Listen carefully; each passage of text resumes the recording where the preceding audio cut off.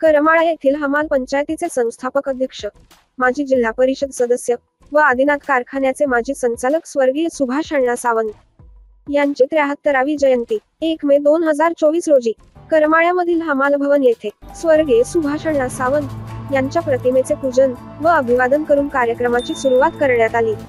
आमचे प्रतिनिधी अविनाश जोशी यांनी सांगितले की या जयंतीनिमित्त विविध कार्यक्रम आयोजित करण्यात आले होते। यामध्ये पांजरपोळ गोशाळेला चारा वाटप करणे, उपजिल्हा कुटीर रुग्णालयात फळे व खाऊ वाटप करणे, तसेच नागरिकांसाठी आरोग्य शिबिर घेऊन त्यात शुगर, बीपी, हिमोग्लोबिन आणि हृदयरोग रुग्णांची ईसीजी इत्यादी तपासण्या करण्यात आल्या।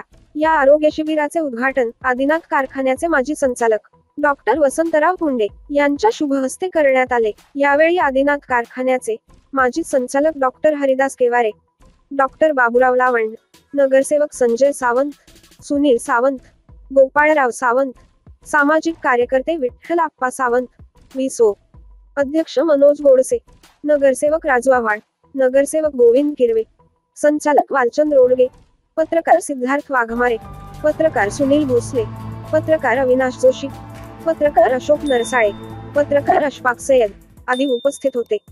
कार्यक्रमास बहुसंख्य नागरिक उपस्थित होते। मित्रांनो, चॅनल सबस्क्राईब करायला विसरू नका।